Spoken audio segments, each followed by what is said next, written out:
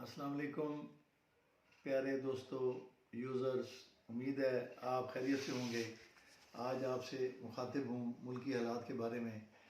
आजकल जो हालात चल रहे हैं उसमें इमरान नियाज़ी ये चाहता है कि मैं जल्द अज जल्द इक़्तिदार हासिल कर लूँ।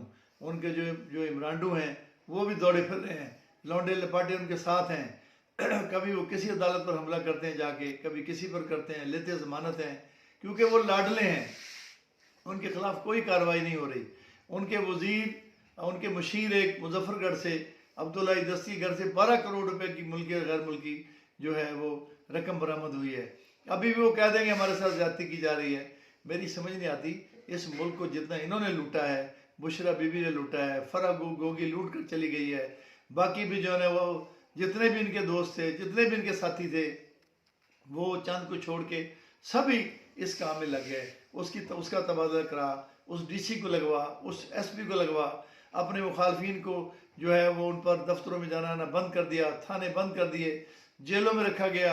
डायरेक्ट उन पर देखा गया कि ये क्या कर रहे हैं, इनके साथ क्या सलूक हो रहा है, कहीं इनके साथ जेल वाले अच्छा सलूक तो नहीं कर रहे। आज उनके साथ कुछ भी नहीं है, अपनी मर्जी से जेलों में गए हैं। अब कहते हैं हमें छोड़ दो, अब कहते हैं हमें जनाब फला बीमारी हो गई है। भाई अब आपको पता लगा कि जेलों में किस तरह से रहा जाता है, किस तरह से लोगों को, किस तरह से माओ बहनों को, किस तरह से हमारी मैडम मरियम नवाज साहबा को आपने जो है ना वो जेल में रखा, जो कुछ उनके साथ आपने सलूक किया, उनको चरपाई दी, छोटे से कमरे में रखा। शायद खाकान अब्बासी, ख्वाजा मोहम्मद आसिफ, ख्वाजा साद रफ़ीक, ख्वाजा सलमान रफ़ीक और दीगर जितने कायदीन थे, जितने लोग थे, मिफ्ता इस्माइल जैसे लोग, उनको भी आपने जेलों में रखा। आपने अमेरिका में बैठकर मुंह पर बच्चों की तरह से हाथ फेरा कि मैं जाकर एसी उतरवा दूंगा, मैं जाकर ये कर दूंगा, मैं वो कर दूंगा। आज आपके साथ तो कुछ भी नहीं हुआ। आपको 6 महीने हो गए, आपने जेली प्लस्तर लगाया हुआ है, कभी दाएं टांग पर लगा लेते हो और कभी बाएं टांग पर लगा लेते हो। उस प्लस्तर को नहीं उतारते आप खुदारा उस प्लस्तर को उतार दें। अवाम आपकी हकीकत को अब समझ चुके हैं। आप मेहरबानी करें, इस मुल्क पर जो है रहम करें। जो कुछ आपने 4 साल में किया, अब अगले दिन आपने फिर झूठ बोल दिया कि मैंने 7 लाख नौकरियां लोगों को दी। भाई बता दें कहाँ नौकरियां दी। आपने 1 रुपए का कहीं काम नहीं कराया, कोई मेगा प्रोजेक्ट आपने शुरू नहीं किया। मियाँ मोहम्मद नवाज शरीफ, मुस्लिम लीग की हुकूमत ने हमेशा इस मुल्क की खिदमत की, हमेशा बुरानों से निकाला। अब भी इंशाल्लाह वो इसको बुरानों से निकालेंगे। उन्होंने काम किया, वो लोग, उनकी एक टीम है उनके साथ अच्छे लोग हैं। अब भी वो आकर आपको इंशाल्लाह इस लोड शेडिंग से निजात दिलाएंगे जो इस इमरान और इसके लौंडे लपाटों की दी हुई है। इंशाल्लाह ये आकर फिर आपको मोटरवे सक्खर से कराची शुरू हो चुकी है, इसी तरह से इन्होंने पहले हज़ारों किलोमीटर मोटरवे दी, जिससे आज सफ़र आसान हो गया है। लोग आसान हो गए। वक्ती तौर पर ये महंगाई जो है ये इन्हीं की लाई हुई है। अगर ये IMF से मुआहिदा करके ना दौड़ते तो ये नौबत आज ना आती। तेल इन्हीं की वजह से महंगा हुआ है। इतने वक्त में, इतने बुरे हालात में तेल में मियाँ मोहम्मद नवाज शरीफ ने 5 रुपए की जो कमी की है वो बहुत थोड़ी है, लेकिन कमाल है उनकी कि उन्होंने फिर भी हिम्मत की है। जबकि IMF हमारे सर पर बैठा हुआ है, एक एक चीज़ को देख रहा है। वो इन्हीं के किए हुए काम है। इन्होंने CPEC बंद कर दिया, इन्होंने ग्वादर बंद कर दिया, इन्होंने जनाब जो है दुनिया की जो भी हमारे पास तरक्की थी काम होते सब बंद कर दिए। लेकिन कहते हैं मैंने किया। मैं अगर ना हूं तो कुछ भी नहीं है, मैं ना हूं तो मुल्क नहीं चलेगा। जो इनके हवारी है वो कहते हैं हम ना हुए तो हम ये हो जाएगा, फला हो जाएगा। भाई क्या हो जाएगा? आपने 4 साल में क्या किया? आपने जो रंग लगाया 4 साल में वो आवाम जानते हैं।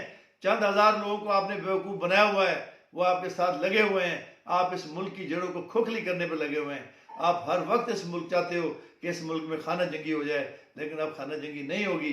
इंशाल्लाह इन सारे मामलात को मियाँ मोहम्मद नवाज शरीफ बहुत जल्द, मेरा कायद जब वापस आएगा तो वो आकर इंशाल्लाह इस मुल्क को फिर संभालेगा। 2013 में भी जो कुछ था, जो हालात थे, वो उनको भी उन्होंने आके संभाला था। इंशाल्लाह उस कायद में सलाहियत है। आप क्या है, आप तो बैठे हुए हो। कभी आपको तो ये भी नहीं पता होता। कहते मुझे बुशरा बेगम ने बताया कि आज मुल्क में ये हो गया है। जिस आदमी को ये नहीं पता कि मुल्क में क्या हो रहा है, जिसको बुशरा बेगम चलाए, जो हुकूमत जादू टोने से चले, वो क्या हुकूमत है? जादू टोने से हुकूमत चल रही है, हुकूमतों को चलाया जा रहा है। कभी जादू टोनों से भी हुकूमतें चली, कभी हुकूमतें जो हैं वो तो मेहनत करने से, मोहब्बत से, अखलास से चलती हैं। लोगों की मोहब्बत अखलास से की जाती है। आपको पिछली दफ़ा लाया गया, जो लोग लेके आए वो भी आपसे तंग हो गए, उन्होंने भी आपसे जान छुड़ा ली। अब आप अपने मौसनों को ही शुरू हुए हो, मौसनों के खिलाफ ही सुबह दोपहर शाम लगे हुए हो। कभी कहते हो बाजवा ने ये कर दिया, बाजवा ने फलां कर दिया।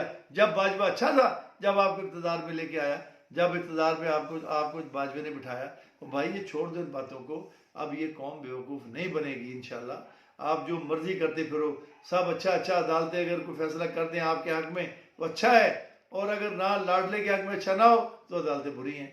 इस तरह ना करें। इंशाल्लाह मामलात आप देखें, मामला सही तरफ जा रहे हैं। अगर इलेक्शन हो गए, हम इलेक्शन से नहीं भागते, लेकिन वक्त दरकार है। अगर सेंसेस हो रहे हैं जिस पर 30 से 35 अरब रुपए लग रहे हैं, इसी तरह से इलेक्शन पर 70 अरब रुपए खर्च आएगा, वो कौन देगा? आप दोगे। आपने तो तमाम दोस्त ममालिक से बड़ा गर्क कर दिया, सारे जो है वो हमारे ताल्लुकात ख़त्म कर दिए। अब आकर मौजूदा हुकूमत ने बड़ी मुश्किल से बेहतरी की है। आप मेहरबानी करें, इस मुल्क को चलने दें और इस मुल्क की जान छोड़ दें। मैं इन्हीं अल्फाज के साथ आपसे इजाज़त चाहता हूँ। अगर आपको बेहतर लगे तो इंशाल्लाह हम आपको फिर भी आपसे मुखातिब रहेंगे। अल्लाह हाफिज़।